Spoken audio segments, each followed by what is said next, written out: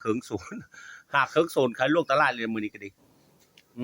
มาดิโฮซิเคอร์นะผู้ไทยเอิ้นโฮซิเคอร์เป็นนั่นละสัวมีอะไรมืออื่นนี่นะโฮซิไข่พักกะเซก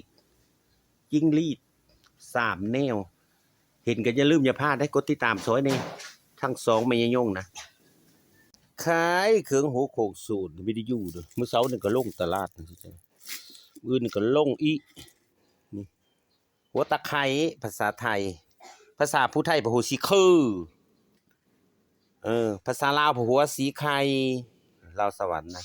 คันลาวเวียงหัวสีไข่คันเมืองหลวงหัวสีไข่เหมือนกันคืออยู่บ่สู้คันปากเสหัวสีไข่มันเป็นอันนั้นได้เสยเห็นในคลิปก็อย่าลืมได้กดไลค์กดติดตามให้ได้เด้อพี่น้องหลักจากมัดแล้วก็น่าสิป้อนเขากินบ่กินครับว่ามันงามนี่ทุกคนเอ้ยกับตำมะฮุ่งกับลาบปลากับตำมะฮุ่งกับแกงลูกไม้สิเว้าบ่มันละแซ่บเนาะคักแต่ละเอียดแล้วอ้อยแท้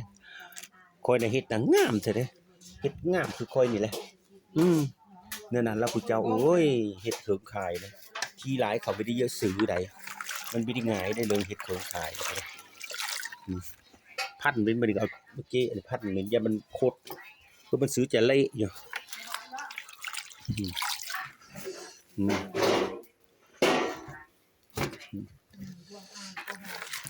นั่นนี่ได้เห็ดนะนี่มันไม่ได้ง่ายได้เห็ดเถอะยกพิธีแบบนี้นะจิ้งรีดนี่ตัวนี้ตัวสุดท้ายบ่อันนี้นะ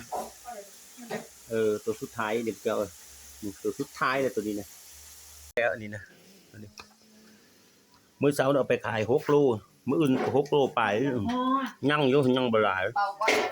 คนสิแก้วกินนี่คนบ่ได้โฆษณามันนี่โคธรรมชาติสิเฮ็ดป่นคือกินกับดอกข่าเห็นแล้วดอกข่านะโซดา